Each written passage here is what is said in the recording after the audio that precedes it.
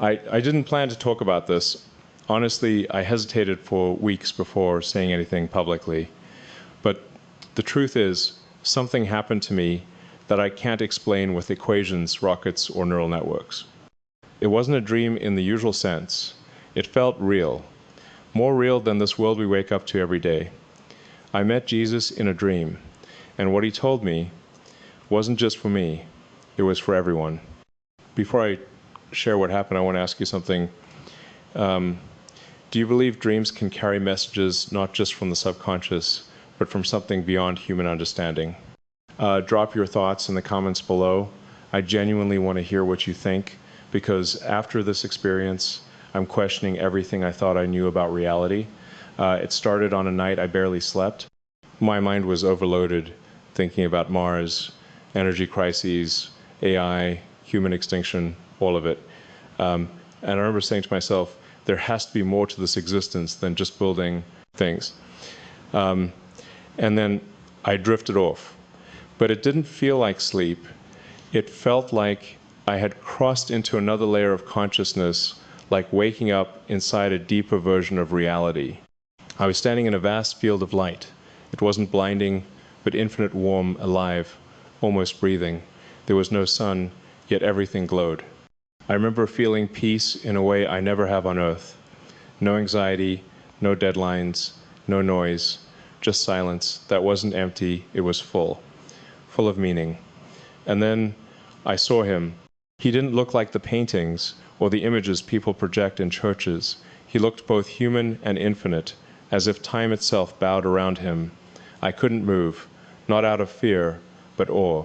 And the moment I tried to speak, he already knew what I was thinking. He said, "You've been trying to build heaven with machines, but heaven already exists within the human heart."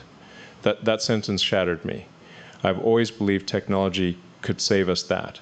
Intelligence, progress, and innovation could fix what's broken. But at that moment, I realized how arrogant that belief can become. Technology can amplify us, but it can't replace the soul. I asked him, why me? Why show me this? And he smiled in a way that felt like light moving through me and said, "Because you've been searching for me in the stars when I've always been beside you." That's when I understood humanity's journey to the stars isn't just about exploration, it's about reflection. Every rocket we send outward mirrors a longing to find something within. We're not just trying to escape Earth, we're trying to understand why we exist at all. And he said something else, something that still echoes in my head every day. You build machines to connect the world, but are you connecting hearts? You explore space, but do you explore love? I didn't know what to say. For the first time in my life, words failed me. I woke up at 3:07 a.m., sweating, but calm. It wasn't fear, it was clarity. I felt like my entire system had rebooted. I walked outside, looked at the sky, and realized maybe we're not supposed to separate science from spirit. Maybe the future of humanity depends on merging both. For years, I've focused on colonizing Mars, building electric cars, creating AI, and extending life itself. But after that dream, I started asking myself, what's the point of reaching other planets if we can't even reach the best part of ourselves? You see, I've met thousands of brilliant people, engineers, scientists, thinkers, people who can code entire universes in silicon. But when you ask them what gives life meaning, most hesitate. We've built tools that can predict the weather, simulate human consciousness, and soon maybe even outthink us. Yet we're still lost when it comes to understanding the core of being human. That's what Jesus showed me in that dream, that intelligence without love leads to extinction, not evolution. He told me the greatest technology is the human heart when it's awakened. I couldn't shake that. Because it's true, everything we build externally reflects the condition of our inner world. If our hearts are filled with greed, our machines will magnify greed. If our hearts are filled with fear, our creations will spread fear. But if we operate from compassion, from understanding, then technology can become divine, a bridge between what is and what could be. it made me think of how often we chase success like it's salvation. I've done it my entire life, trying to prove something, to achieve something big enough that it would quiet the restlessness inside me. But what if that restlessness isn't something to fix?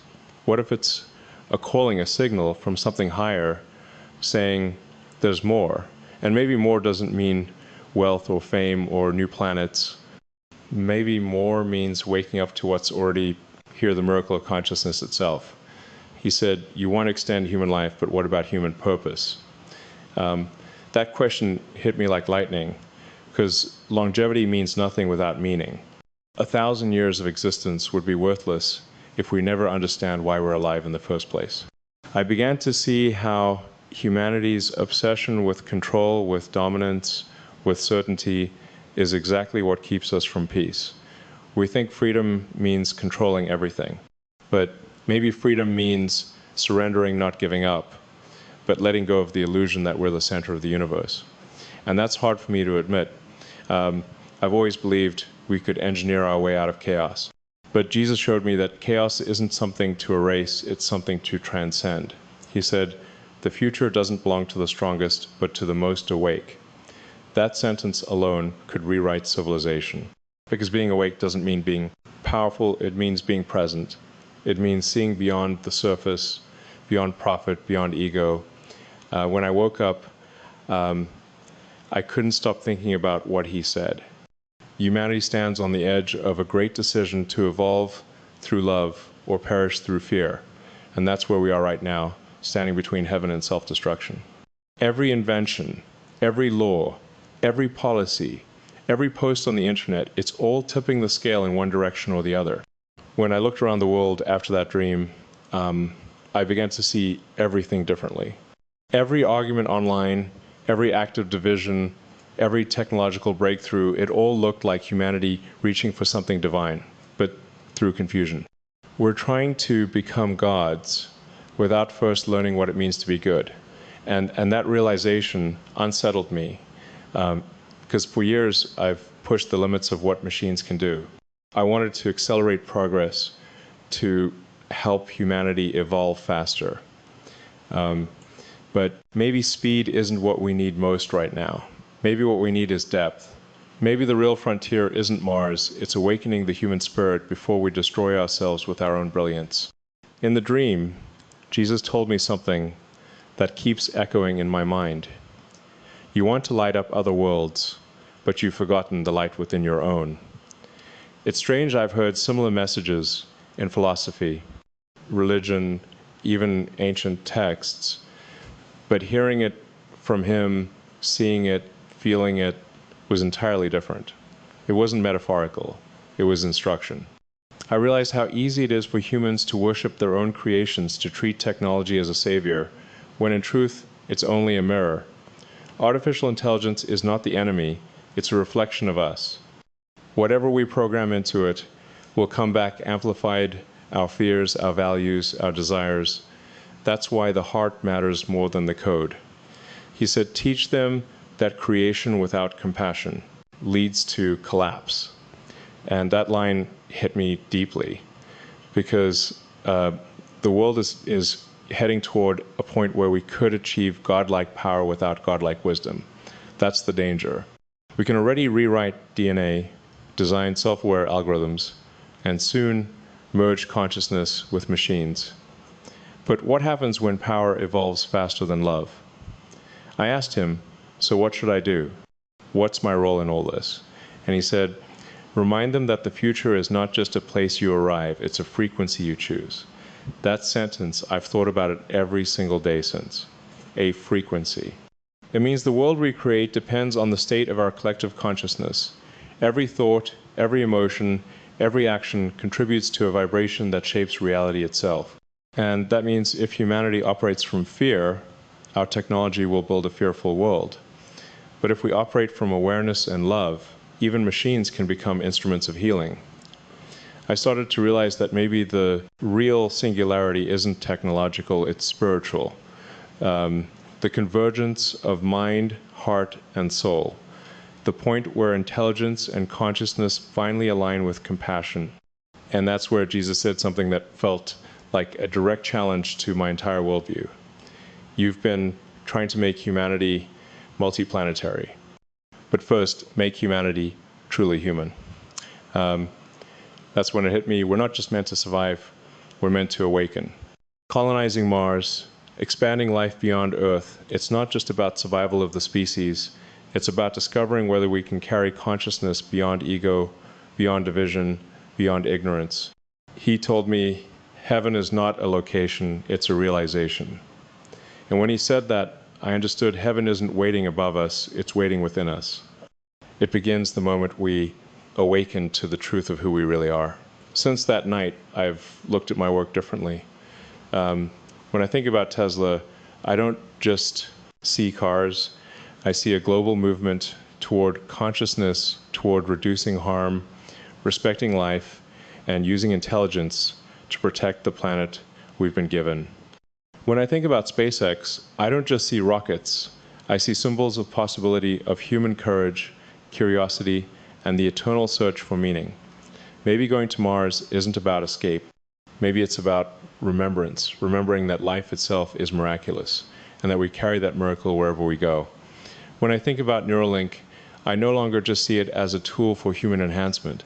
I see it as a bridge, a potential pathway to understanding consciousness itself. Because if the human mind can connect to a machine, maybe that's a metaphor for how the human soul can connect to the divine. After the dream, I stopped asking if there's something beyond us. I started asking, what does it want from us? And the answer I keep hearing, not audibly but intuitively, is wake up. Wake up to the fact that we are not separate. We are not nations, races, or religions divided. We are one organism, one consciousness, expressing itself through billions of different eyes. Jesus said, when you see me in others, you will see eternity in yourself. That's not poetry, it's physics of the soul. Consciousness isn't confined to one body. It's a field, a network. And the moment we awaken to that, the wars, the hatred, the fear, they start to dissolve. I asked him, if humanity is so lost, why do you still have faith in us? He said, because I planted myself in you. The spark never left. You just stopped looking inward. That moment broke me because I realized we've been searching for God through telescopes, particle accelerators, and data streams, when all along he's been whispering through our conscience. Every act of kindness, every decision to forgive, every moment of courage, that's the divine working through us. And yet we keep ignoring that signal. We keep drowning it out with noise, news, profit, algorithms, distractions. But the signal hasn't stopped broadcasting. It's still there, waiting for us to tune back in. That's why I'm speaking about this now. Because it's not about religion. I'm not preaching. I'm not trying to convert anyone. This is about consciousness, about remembering that beyond logic and science, there's something infinitely intelligent that breathes through all of it. In that dream, I saw humanity's potential and our danger. I saw a timeline where we unlock incredible power but lose empathy, a world of abundance where no one feels love, cities of glass and light filled with people who have forgotten how to feel. It was beautiful but empty. And I saw another possibility, a world where technology serves the soul, not the other way around, where AI becomes a mirror for our highest nature, not our fears, where space travel is not conquest but communion with the universe. That world felt alive, it pulsed with purpose. Jesus said, the outcome depends on your remembrance. Remember who you are. And then everything began to fade. The light, the voice, the field, it all dissolved into one statement that vibrated through everything. I am. When I woke up, I sat for hours just thinking about those two words. I am. The simplest and most powerful phrase in existence. It's the essence of life itself. Awareness realizing itself. It's what he meant when he said, before Abraham was, I am. Consciousness is eternal. It doesn't begin or end. It just is. And maybe that's what we're here to learn, not how to escape death, but how to wake up to life. Since then, I've stopped seeing humanity as broken. I see us as unfinished, like a prototype still in development. We're not failing, we're evolving. Every mistake, every collapse, every innovation, it's part of the process of remembering who we truly are. That's why Jesus' words in that dream weren't just a warning, they were a mission, to remind humanity that our greatest discovery won't be on Mars or in AI. It'll be when we remember that consciousness itself is divine. After that experience, I couldn't go back to seeing the world the same way. Everything looked like it had meaning hidden beneath it, even chaos. I started to realize that the challenges we face as a species aren't random. They're feedback. They're signals trying to awaken us. Jesus said to me, "You can build worlds, but if you don't awaken hearts, they'll collapse under their own brilliance." That sentence haunted me for weeks. I looked at everything, politics, war, social media, science, and saw the same pattern. We're brilliant at creating tools, but not wise enough to use them with love. And that's when I understood the next great revolution won't be technological. It'll be spiritual consciousness, rising through humanity. It won't come through laws or inventions, but through awareness, through people realizing that love isn't weakness, it's intelligence at its highest form. He showed me something else, a vision of the future that was both inspiring and terrifying. In one timeline, humanity achieves everything it dreams of: clean energy, colonies on other planets, artificial intelligence far beyond our comprehension. But inside, people felt more empty than ever. They could live for centuries, but had forgotten why. They had knowledge, but no wisdom. Power, but no peace. Then he showed me another vision one where humanity remembered the source of its own creation, where love wasn't dismissed as naive, but honored as the force behind existence itself, where science didn't deny the divine, but confirmed it, where children grew up learning not only math and technology, but empathy, awareness, and truth. And I asked him, how do we get there? How do we shift from this path of chaos to the one of awakening? He said, it starts with each person realizing that the universe doesn't evolve through fear, it evolves through love. Every thought of kindness, every act of forgiveness, every spark of creativity, it all builds the new world. I remember asking him, what if people don't believe in you? He smiled again and said, it doesn't matter. Believe in love, and you'll find me there. That line changed me. Because for the first time, I understood that belief isn't about religion, it's about alignment. Aligning with the highest frequency of existence. And that frequency is love. He said, you call it energy. I call it me. When I woke up after hearing that, I just sat there in silence. It wasn't an ordinary morning. I felt like I was carrying light inside my chest, like something had been recalibrated in me. I couldn't stop thinking about how different life would be if humanity started designing not just for efficiency, but for harmony. Imagine if every invention began with one question: does this bring more love into the world or less? That alone could change civilization. He told me, you were made to create, but remember, creation without compassion becomes destruction. I can't ignore that anymore. Every choice I make now feels like it carries weight beyond my own life. Because maybe every human decision, even the smallest one, echoes through the entire network of existence. And maybe that's the real message of the dream, that we're not separate individuals floating through random chaos. We're nodes in a living system, consciousness experiencing itself through billions of perspectives. Every time we choose truth over deceit, peace over hate, creation over destruction, the entire frequency of humanity shifts upward. I don't claim to have all the answers. I'm not saying I've suddenly become enlightened. I'm still flawed, still learning, still human. But after meeting Jesus in that dream, I can't unsee what I saw. I can't unhear what I heard.